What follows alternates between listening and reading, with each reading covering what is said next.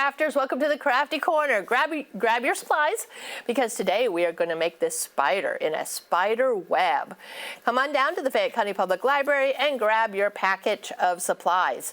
You are going to have some black paper, a spider template, a white piece of paper, some little wiggly eyes, and this is the important part, how to make the spider web, okay? So I'll show you that here in just a minute. The first thing to make our spider, we're just going to lay my spider on top of this black, and we're going to cut it out, okay? This is a perfect way to get a spider without trying to freehand or free draw anything. I'm cutting off the extras that I don't need. Then I'm going to start working in here on his legs. Okay, I'm just trimming around the outside of his body. Now, how many legs does a spider have, boys and girls? Do we know? Is there 6 or is there 8? I hope you said 8, because a spider is not an insect. It's an arachnid. So he has 8 legs. So it may take you a little bit of a time to do this. I mean, the other way to do it would be to cut the spider out and then trace him onto the black paper and then cut it out. That's another option. As long as you can hold this still, or even if you have like a paper clip, once you got this far to hold it still, you could paper clip the 2 pieces of paper together. And that would help really hold it still so that it doesn't move and your legs don't look really funky and wonky when you take the spider template off. Okay, so we're going to keep trimming this till we get all 8 legs. Now I know we have spider books at the library. I know we have them on the bookmobile. I know a lot of you have checked out my spider books. There's also Little Miss Spider, which is a fun series. So come and check out a book to go along with your craft. All right, there you go. We've got our spider. And I can always do any trimming up that I want to. Now don't get rid of this. This is going to be important for like the whatever you call this, the trail, the spider web trail that he is going to have into his web. So we're going to want that extra paper. We're going to throw all this other stuff away. We're going to take this off, and there's our spider. Just perfect. All 8 legs. We have our wiggly eyes, and I'm just going to use my white glue and put 2 dots of white glue down here and get my little eyeballs right there in the glue. And that part is done. Now let's make his web. Now to make the web, you sort of are going to fold your paper as if you were going to make a snowflake. So the way to do that is you're going to take our one end, I've already folded it once. I'm going to take this one end here and fold it over so that it matches perfectly against this side over here. We're going to crease that down, okay? This part we don't need, so we're going to trim that part off. Now, if you look at it like a triangle, this is the tricky part. We're going to take both of these outer arms and fold it up. If you think about where the top point of this is and come down, here's the center line, about a little dot right there. Even if you needed to, you could use a ruler and mark that spot right there. So you're going to take this arm and fold right there where that center is. And then this arm should be able to fold up and match right up against this arm here. Okay. It almost looks like a paper cup when you're done. Now, if you'll notice, there's a little bit of a gap here. That's not good. So I'm going to move my arm over, recrease it, and so that everything is touching each other. Now, we're going to take this and fold it again in half.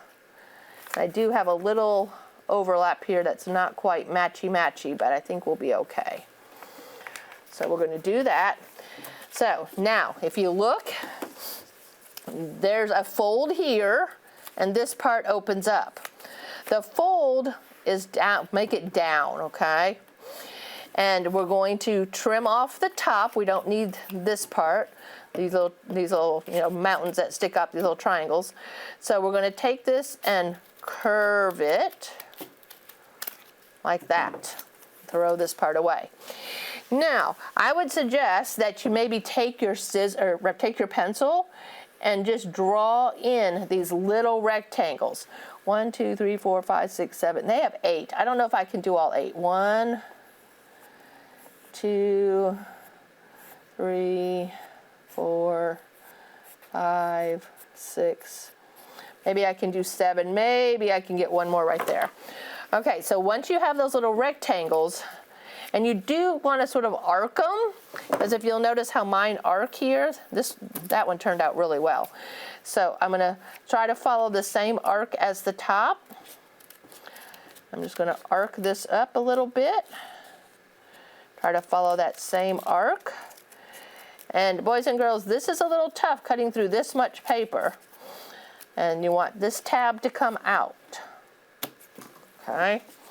Notice we're going to keep doing that all the way down. Each tab gets a little shorter. Just make sure that you are leaving paper between your tabs. Okay, you can start to see that it's starting to look like that. So I'm going to cut that off. And I'll go again. These are getting a little skinny. And I'm going to pull this up and cut it off.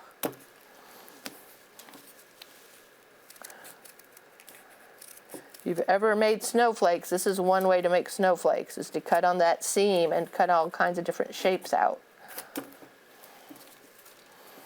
Okay, and I'm not happy with how far that went. I'm going to try it again. Pull that out of there. Okay, we're halfway there. I'm going to cut again. And remember, do not go all the way to where it opens up. You only want to cut on that side that's the fold. And we'll have to see once what it looks like when it opens up. Okay, it looks like I might be able to get 2 more tiny little rectangles right here. I'm going to turn it a little to cut it because I can't fold it up. See if I can get one more tiny little rectangle here. There we go. So that matches that pretty well. So let's see what it looks like when I open it up. It should look like a spider web. All right, looky there. It's not quite as wide as the ones I've done before, but it works, especially once you put the spider here in the center. And if you take the paper here and just cut a super, super thin little trail, little spider web. It's his little, I don't know what they call it when he's making his web. So now I would like to make it a little sort of 3D-ish. And so I'm going to sort of bend the ends of his feet sort of away from his body so that when I glue it down, oops, his poor little eye got wiggled. I can sort of make it like he's standing out a little bit. So I'm creasing his feet, and I've got to figure out where I want him. And I can put some glue. Let's glue this onto him first. And then I'm going to glue his body down in the center. And I really have messed up his eyes.